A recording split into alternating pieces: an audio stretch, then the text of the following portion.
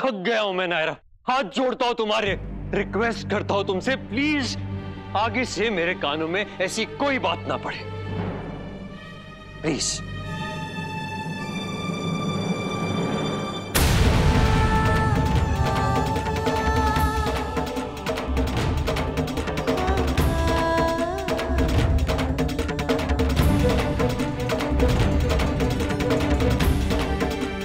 आज त्योहार के दिन सिर्फ हमें ही नहीं, किट्टू को भी परेशान किया तुमने।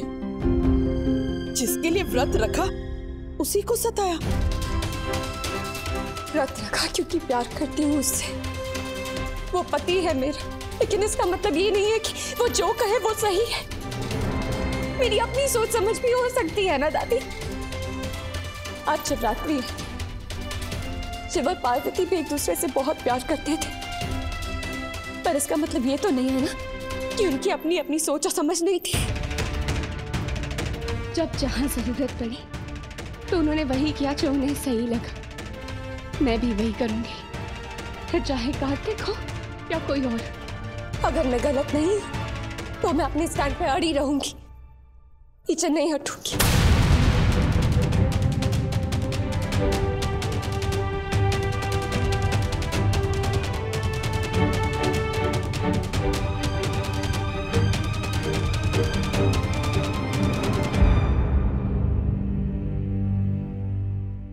क्या समझाए, कैसे समझाए इस लड़की को? हम तो थक गए। अब कहीं ये ना हो कि इनके गुस्से का असर शाम के फंक्शन पर पड़े।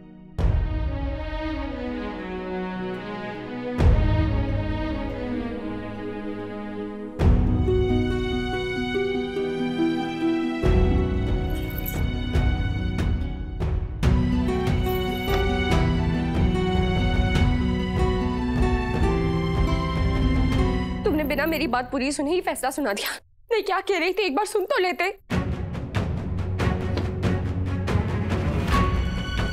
मुझे पता है तुम सुन रहे हो मेरी बात, और नहीं भी सुन रहे हो ना तो भी मैं सुना के ही मानूंगी, क्योंकि मैंने भी कई बार तुम्हारी बात सुनी है, चाहे मैं उससे सहमत हूं या नहीं।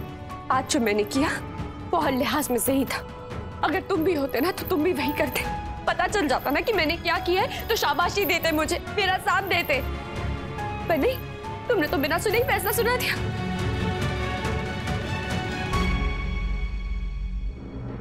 मैंने कोई फैसला नहीं सुना नायरा, नहीं तुम्हें सही और गलत कहा। फ्रैंकली मुझे कोई फर्क नहीं पड़ता कौन सही है कौन गलत, लेकिन हाँ, रोज रोज के झगड़े से, इस बहस से मुझे फर्क पड़ता है, गुस्सा आता है, इरिटेट होता है ये सुनकर। तुम्हें क्या लगता है मैंने तुम्हारे बारे में नहीं सोचा? मैं पूछता हूँ तुमसे, तुमने सोचा मेरे बारे में? सोचा दिन भर कितना स्ट्रेस होता है मुझे, दिन भर कितना काम होता है ऑफिस में, फिर घर आओ तो ये तमाशा। यार इंसान हूं मैं भी, मुझे भी चीजें अफेक्ट करती है। तुम्हें अफेक्ट करती है इसीलिए तुम दूसरों को जिम्मेदार ठहरा दोगे, गलत साबित कर दोगे दूसरों को? क्यों? क्योंकि तुम्हारा हक है इसलिए? मुझे हक? कौन से हक का गलत इस्तेमाल किया मैंने? मेरी प्रॉब्लम सही और गलत की नहीं है नायरा, मेरी प्रॉब्लम तुम्हारी हर चीज में इंटरफेयर करने की, हर जगह पर सच और सही का झंडा लेकर खड़ी हो जाती हो। ये प्रॉब्लम है तुम्हारी नजर में? हाँ, क्या हो गया तुम्हें कार्तिक? बिल्कुल नहीं समझते अब तुम मुझे। जैसे तुम तो बहुत समझती हो ना मुझे। भैया, भाभी, आप लोग अभी तक रेडी नहीं हुए? अरे आपकी शादी है ना, जल्दी रेडी हो जाइए और हमें भी रेडी कर दीजिए। हमें शिव जी की बारात में जाना है। चलिए चलिए जल्दी करिए। क्या हुआ, शादी नहीं करनी? ऐसे मूड में कौन शादी करना चाहेगा?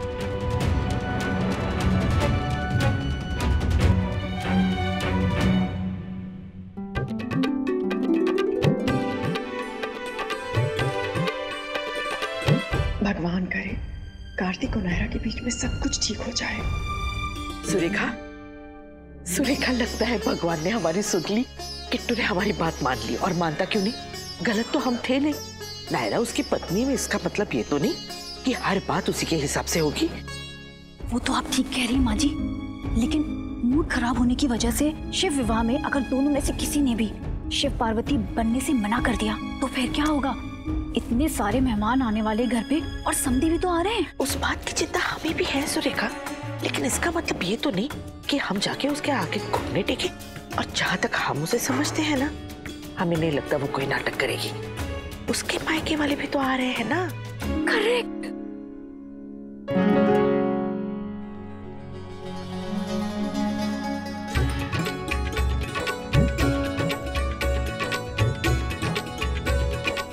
इतना क्या सजी धजी है, ऐसा लग रहा है जैसे लड़के वाले देखने आने वाले हैं इसे। पता नहीं क्या चल रहा है उसके मन में। वो जो फोन पे कह रही थी, कहीं वो सच ना हो जाए। ओह गॉड, कहीं मेहमानों के सामने कुछ। नहीं नहीं माँ जी, प्लीज आप उसे समझाइए ना। देखिए घर वालों की बात अलग होती है, पर बाहर वालों के सामने ऐसी कोई बात नहीं होनी चाहिए। राधे कृष्ण, राधे कृष्ण।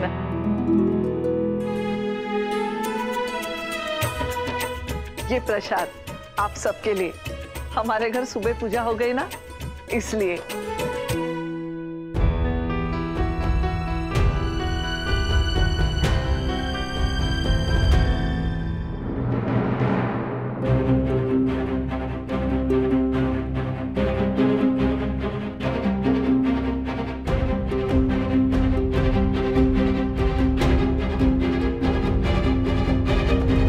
जी वैसे कार्तिक नायरा कहाँ है? कहीं दिखाई नहीं दे रहे। हाँ, कहाँ है हमारे शिव पार्वती? हम तो खास उनके दर्शन करने के लिए आए हैं।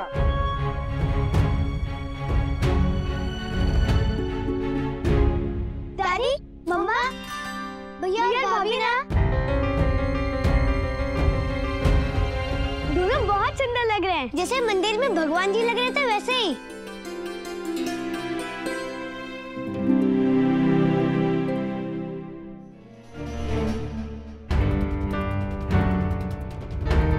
नदी जी क्या हुआ? आपकी तबीयत तो ठीक है ना? आपका चेहरा पीला पीला सा लग रहा है।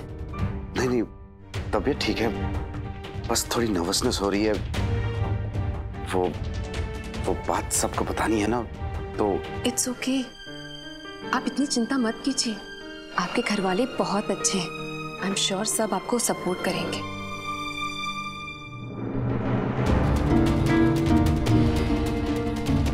क्या हुआ कीर्ति बेटा, कुछ परेशान सी लग रही है? कुछ नहीं पापा, आई एम ओके। लग तो नहीं रही हो। कुछ बात है तो बताओ, काम से रिलेटेड कुछ? बुटीक? हाँ मतलब ऐसा कुछ खास नहीं है, पर मनीष बेटा, मनीष बेटा, वो रामनाथ जी याद कर रहे तुम दोनों को। जाओ जाके मिलाओ।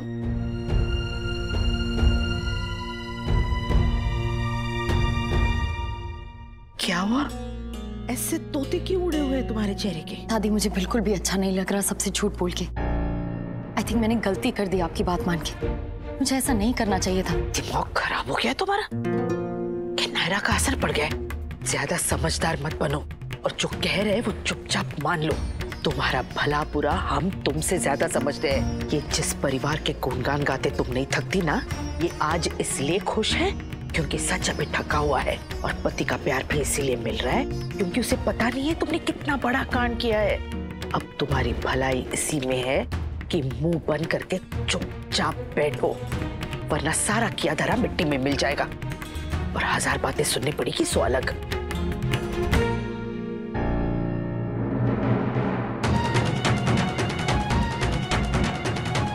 माँ जी टाइम हो गया है, शुरू करें? हाँ हाँ शुरू करते हैं ना। इस दिन के साथ हमारे बचपन की बहुत मीठी यादें जुड़ी हैं। महाशिवरात्रि के दिन शिव पार्वती विवाह। बचपन में एंटरटेनमेंट के तो और कोई साधन थे नहीं, तो व्रत और त्योहारों पर जो कार्यक्रम आयोजित हुआ करते थे या फिर जो मेले लगते थे, साल भर बस उसी का इंतजार रहा करता था हम बच्चों को। शुरू में तो समाज जो आयोजन करता था शिव पार्वती विवाह का, हम उसी में जाया करते थे। फिर धीरे धीरे माँ ने इसे घर में ही आयोजित करना शुरू कर दिया। जिस साल भाई साहब की शादी हुई थी, उस साल से नए ब्याह जोड़ों को शिव पार्वती का रूप धारण करके ये प्रथा को निभाने का मौका मिला करता था। और जितने घर के बाकी लोग हैं उन्हें बाराती बनने का।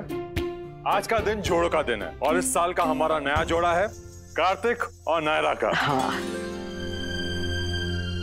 सच बहुत भाग्यशाली हैं हमारे बच्चे जो उन्हें ये दिन देखना नसीब हुआ। हाँ, हमारे घर राधा कृष्ण बने थे, यहाँ शिव पार्वती। भगवान उनकी जोड़ी वैसे ही बनाए रखे जैसे भोलेनाथ और पार्वती की जोड़ी बनी है। नक्श बेटा, आप बारात के साथ आइए, बाकी सब पुरुष और किट्टू यानी शिव जी के साथ। हाँ, और सारी लड़कियां नायरा यानी पार्वती जी को लेके आएंगी। जाओ कीर्ति बेटा, तुम और प्रियंका जाके नायरा को ले आओ। जी।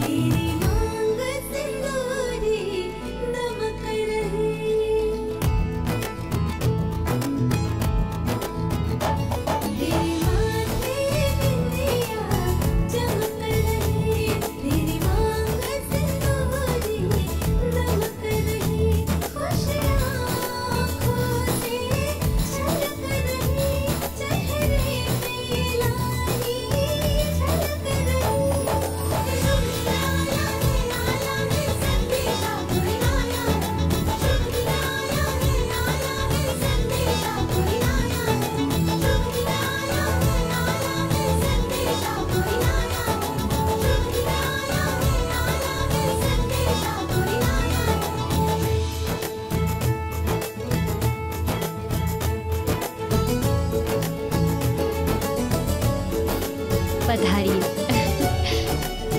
अब पार्वती जी को भी ले आइए।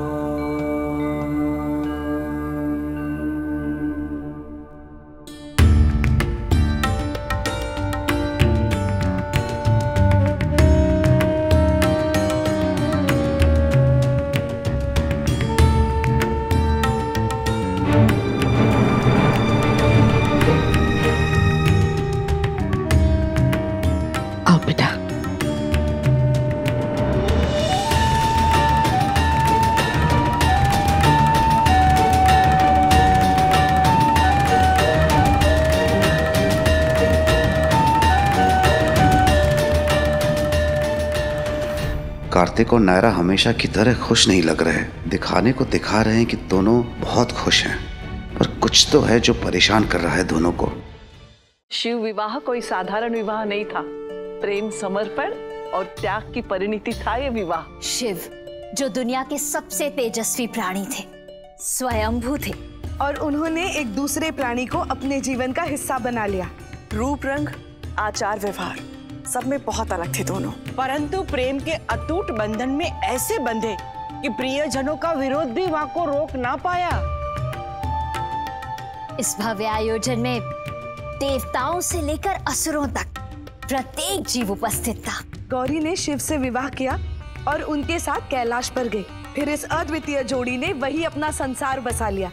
शिव भोले भंडारी थे तो माँ गौरी दया की मूरत।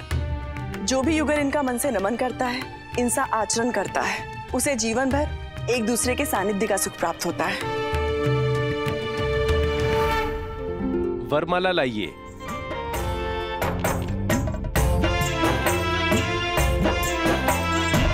प्यार मिल जाए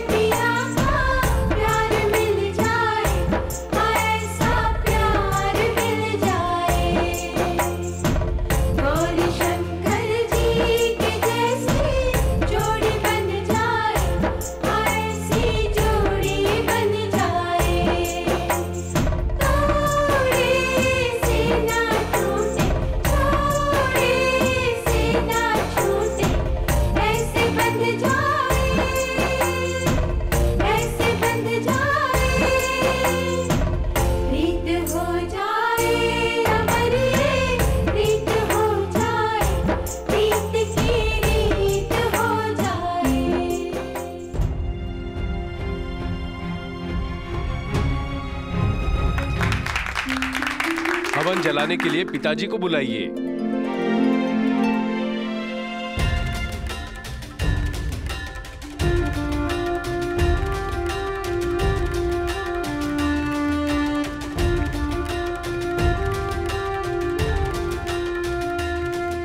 फिर वही फीलिंग आ रही है मुझे, और भगवान करे कि मेरे मन का वहम हो बस, और सब कुछ ठीक हो, नॉर्मल जैसे हमेशा होता है।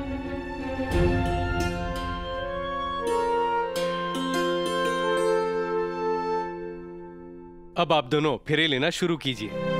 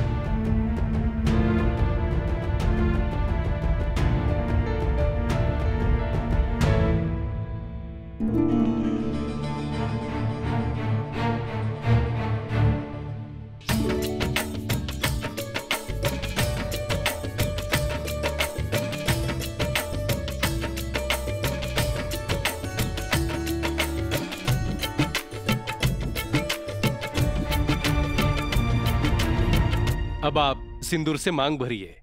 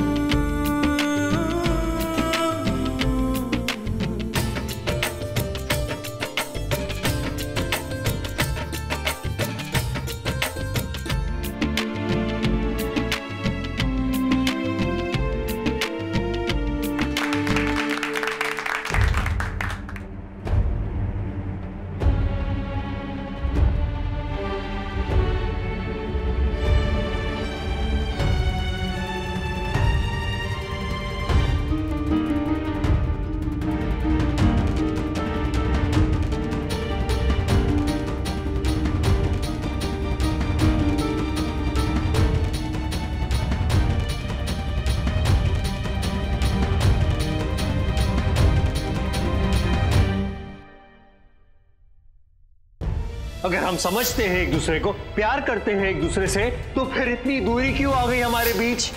मैंने जो भी किया तुम्हारे लिए किया कार्तिक। अगर मेरे लिए किया है तो फिर सबसे ज्यादा चोट मुझे ही क्यों पहुंची है? पता नहीं क्यों सब उसे जोरू का गुलाब कहते हैं, इसीलिए मैंने उसे खुद से दूर किया।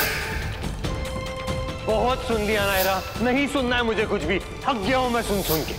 कि क्या हो रहा है हमारे साथ, क्यों इतनी दूरी आ गई हमें?